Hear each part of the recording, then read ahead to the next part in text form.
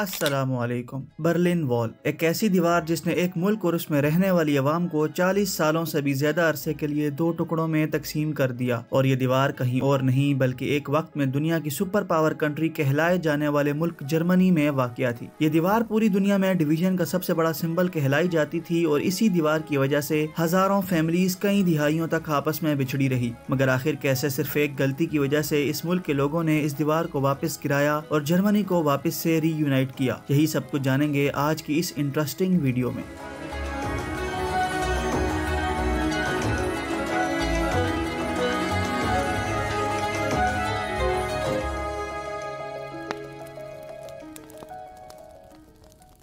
तो नाजरीन, इस मुद्दे को समझने के लिए हमें वर्ल्ड वार 2 पर ध्यान देना होगा। जैसा कि आप जानते ही होंगे कि वर्ल्ड वार 2 एलाइज कंट्रीज और एक्सिस कंट्रीज के दरमियान लड़ी गई थी। जर्मनी, इटली और जापान कहलाई जाती थी एक्सिस कंट्रीज, जबकि एलाइज कंट्रीज में यूएसए, यूके, फ्रांस और सोवियत यूनियन शामिल थी। एक्सिस कंट्रीज वर्ल्ड वार 2 हारी, यानी इसका मतलब जर्मनी ये जंग हार चुका था। हिटलर ने सुसाइड किया और एलाइज कंट्रीज ने 1945 में जर्मनी पर कंट्रोल किया, जिसके बाद जर्मन इन 4 एलाइज कंट्रीज के दरमियान बट गया। जर्मनी ईस्ट हिस्सा सोवियत यूनियन के कंट्रोल में आया, जबकि जर्मनी के बाकी 3 हिस्सों पर यूके, यूएसए और फ्रांस ने अपना अपना होल्ड बना लिया। इसके 4 सालों बाद 1945 में वेस्ट जर्मनी के बाकी 3 हिस्से आपस में कंबाइन हो गए और ये कहलाए फेडरल रिपब्लिक ऑफ जर्मनी, जबकि ईस्ट जर्मनी यानी सोवियत यूनियन ने खुद को जर्मन डेमोक्रेटिक रिपब्लिक यानी जीडीआर करार दिया। नाजरीन, ये डिवाइड सिर्फ पॉलिटिकल और जियोग्राफिकल डिवाइड नहीं था, बल्कि ये डिवाइड कम्युनिज्म और कैपिटलिज्म डिवाइड भी था। यानी ईस्ट जर्मनी कम्युनिज्म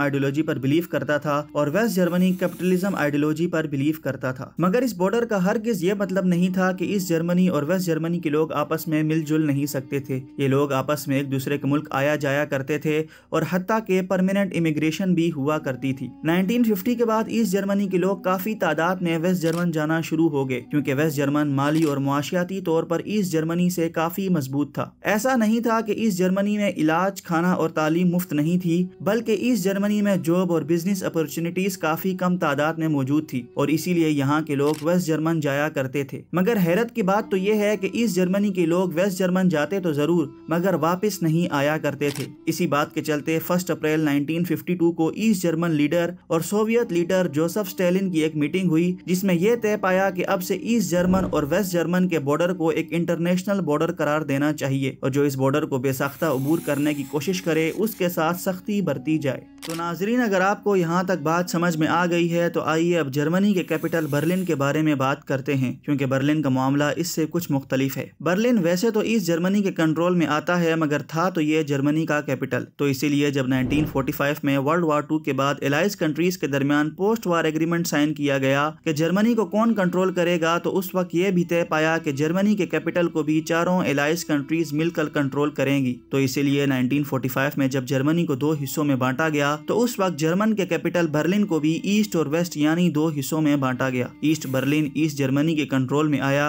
और वेस्ट बर्लिन 3 एलाइज कंट्रीज के कंट्रोल में आ गया। तो बेसिकली बर्लिन का वेस्ट हिस्सा एक ऐसे आइलैंड की मानिंद हो गया जो था तो एलाइज कंट्रीज के अंडर में, मगर उसके चारों तरफ ईस्ट जर्मनी मौजूद था। शुरुआत में तो बर्लिन के लोगों को कहीं भी आने जाने की मुकम्मल आजादी थी और किसी किस्म की कोई रोक टोक नहीं थी। मगर जब 11 दिसंबर 1957 को ईस्ट जर्मनी ने अपना पासपोर्ट मुतारिफ करवाया और उन्होंने वेस्ट बर्लिन के लोगों को अपने मुल्क यानी वेस्ट जर्मनी जाने की मुकम्मल आजादी दी, तो यहाँ पर एक लूप होल निकल कर सामने आया और वो लूप होल ये था कि ईस्ट जर्मनी के लोग वापस से वेस्ट जर्मनी बड़ी तादाद में जाना शुरू हो गए और हालत इतनी खराब हो गई कि 1961 तक टोटल 3.5 मिलियन लोग ईस्ट जर्मनी छोड़ चुके थे, जो ईस्ट जर्मनी का 20% हिस्सा बनता है। और इसीलिए ईस्ट जर्मन लीडर वॉल्टर उल्ब्रिच और सोवियत लीडर निकिता इस मुद्दे पर नजरसानी करने के लिए जमा हुए कि ईस्ट जर्मनी के लोगों को वेस्ट जर्मनी जाने से कैसे रोका जाए, क्योंकि अगर ईस्ट जर्मनी में अवाम नहीं रहेगी तो वो हुकूमत किस पर करेंगे। तो इसीलिए जब 1961 में सोवियत लीडर और यूएस प्रेसिडेंट की मीटिंग हुई तो सोवियत लीडर ने यूएस प्रेसिडेंट से वेस्ट बर्लिन का हिस्सा मांगने का मुतालबा किया और कहा कि वो अपनी फोर्सेस वेस्ट बर्लिन से निकाल दें ताकि उनके लिए कोई प्रॉब्लम ना हो। मगर यूएस प्रेसिडेंट ने इस बात को सिरे से ही नकार दिया। सोवियत लीडर को ये बात काफी बुरी लगी और ये रूमर निकल कर सामने आने लगे कि वेस्ट बर्लिन के गिर्द एक दीवार बनाई जाएगी। तो इसीलिए जब उल्ब्रिच से इस बारे में पूछा गया तो उसने कहा कि हम तो कोई दीवार नहीं बना रहे। Nobody has any intention of building a wall. मगर 13 अगस्त 1961 को वेस्ट बर्लिन जब सोकर उठा तो सोल्जर्स कंधे से कंधा मिलाए ईस्ट और वेस्ट बर्लिन को अलग किए खड़े थे और फिर पूरे बर्लिन के गिर्द कांटेदार तारों के जरिए एक बॉर्डर बना दिया गया। और ये बॉर्डर सिर्फ बर्लिन के एक तरफ नहीं बनाया गया बल्कि पूरे बर्लिन के चारों तरफ बनाया गया, जिसके बाद पूरा बर्लिन एक तरह से कैद हो गया। और फिर आहिस्ता आहिस्ता इस बॉर्डर को मजबूत किया जाने लगा। पहले कांटेदार तारें हटाकर इसके गिर्द कंक्रीट की दीवार बनाई गई। उसके बाद कंक्रीट दीवार के ऊपर एक स्लिपरी गोल सरफेस बनाई गई ताकि कोई बॉर्डर पार ना कर सके। उसके बाद दीवार के करीब वॉच टावर भी बनाए गए जिस पर गार्ड्स गन्स लेकर 24 घंटे पहरा दिया करते थे। और यहीं तक नहीं बल्कि अवाम को रोकने के लिए वॉल्स के गिर्द लैंड माइन भी लगाई गई ताकि कोई बॉर्डर ना पार कर सके। तो आप इस बात से बखूबी अंदाजा लगा सकते हैं कि सिर्फ एक पॉलिटिकल इशू की बुनियाद पर एक अमन पसंद शहर में जंग का माहौल बना दिया गया। नाजरीन, अब वेस्ट बर्लिन कैद हो चुका था मगर प्रॉब्लम यहाँ की फैमिलीज के लिए थी जो यहाँ कई 100 सालों से आबाद थी। आधी फैमिलीज वेस्ट बर्लिन में तो आधी ईस्ट बर्लिन में और कुछ तो वेस्ट जर्मनी में भी रहती थी। ये बिल्कुल ऐसा ही था जैसे ब्रिटिश ने अफगानिस्तान और पाकिस्तान के बॉर्डर पर मौजूद पश्तून्स फैमिलीज के साथ किया था, जिसके बारे में मैं पहले ही वीडियो बना चुका हूँ। तो फ्रेंड्स, ये लोग जो अपनी फैमिलीज से मिलने या किसी काम के सिलसिले में वेस्ट जर्मनी जाना चाहते थे वो यहाँ से भागकर बॉर्डर क्रॉस करने की रोजाना नाकाम कोशिशें करते थे। इनमें से कुछ तो मारे भी जाते थे क्योंकि सोल्जर्स को शूट करने की मुकम्मल आजादी दी गई थी। कुछ लोगों के घर जो बर्लिन वॉल के बिल्कुल बॉर्डर पर थे वो यहाँ से बॉर्डर क्रॉस करने के लिए अपनी बिल्डिंग से कूदने को भी तैयार थे, जिसमें से एक फेमस इंसिडेंट कैमरे पर भी रिकॉर्ड किया गया जिसे आप इस वक्त अपनी स्क्रीन पर देख सकते हैं। This woman drops into a net held by alerted firemen, and then, as a tense crowd watches, she is followed by her husband. But first, he throws out a few prized possessions.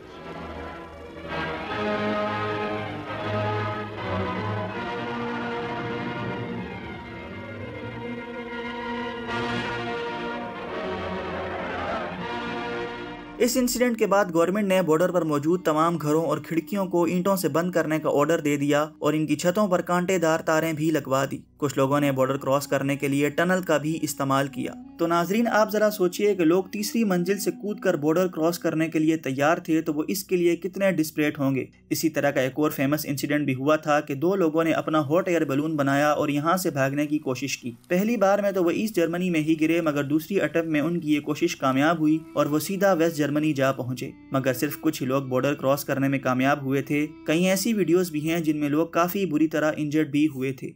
Friends, 1980s तक आते आते Soviet union communism influence countries में खुद हालात काफी खराब हो चुके थे और लोग खुद सोवियत गवर्नमेंट से काफी तंग आ गए कि यहाँ कोई फ्रीडम ऑफ स्पीच नहीं है और इसी तरह की बहुत सारी प्रॉब्लम्स के लिए पब्लिक ने अब आवाज उठाना शुरू कर दी थी। इस रेवोल्यूशन का सबसे पहले पोलैंड में आगाज हुआ और ये फिर आहिस्ता आहिस्ता बढ़ते बढ़ते तमाम ईस्ट यूरोपियन कंट्रीज में जा पहुंचा। लेकिन किस्मत से 1985 में सोवियत यूनियन को एक नए लीडर मिखाइल गोर्बाचेव मिले जिन्होंने प्रॉब्लम को काफी हद तक कंट्रोल किया और इकोनॉमी को भी काफी स्टेबल किया और लोग मिखाइल को भी काफी चाहने लगे। तो इसीलिए यूएस प्रेसिडेंट रोनाल्ड रीगन ने 12 जुलाई 1987 को ब्रिडेनबर्ग गेट पर एक फेमस स्पीच दी जिसे बर्लिन वॉल स्पीच भी कहा जाता है और उन्होंने कहा, general secretary Gorbachev, open this gate. Mr Gorbachev, tear down this wall.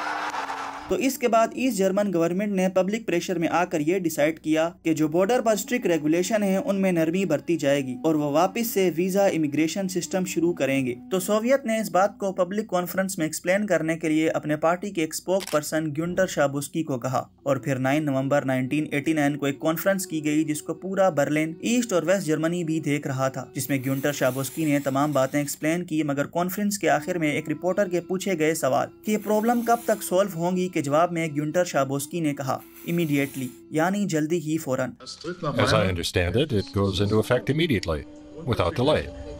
मगर नाजरीन, हैरत की बात यह है कि सोवियत ने शाबोस्की को ऐसा कहने के लिए कुछ नहीं कहा था, मगर क्योंकि शाबोस्की उस सोवियत मीटिंग में मौजूद नहीं थे इसलिए उन्हें नहीं मालूम था कि वीजा सिस्टम इशू होगा, इसलिए उन्होंने गलती से कह दिया कि इमीडिएटली। तो बस फिर क्या था, शाबोस्की का कहना था और पूरा बर्लिन बॉर्डर के किनारे आया और दीवारों पर चढ़ गया और इतना हुजूम देखते ही गार्ड्स भी परेशान हो गए कि ये क्या हो गया है। उन्होंने अपने सीनियर से इस बारे में पूछा कि क्या करना है, मगर उन्हें भी कुछ नहीं मालूम था। पहले ये ऑर्डर दिया गया कि पब्लिक को कंट्रोल किया जाए जाए, मगर कुछ ही देर में इतनी पब्लिक जमा हो गई कि वो गार्ड्स के कंट्रोल से बाहर हो गई। और फिर 9 नवंबर 1989 को बर्लिन की अवाम बॉर्डर तोड़कर बॉर्डर के उस पार गई और उन्होंने वापस से अपने मुल्क जर्मनी को रीयूनाइट किया। वेस्ट जर्मनी के लोगों ने बड़ी खुशी से ईस्ट जर्मनी के लोगों को ग्रीट किया और ये एक हिस्टोरिकल डे बन गया। इसके बाद फरवरी 1990 में पहले आजाद इलेक्शन हुए और ईस्ट जर्मनी में जो पार्टी इलेक्शन जीती वो स्ट्रांगली फेवर में थी कि दोनों जर्मनी को रीयूनाइट कर दिया जाए। और इसी रीजन से 3 अक्टूबर 1990 को ईस्ट जर्मनी और वेस्ट जर्मनी फाइनली रीयूनाइट कर गया और ये वापस से एक जर्मनी कहलाने लगा।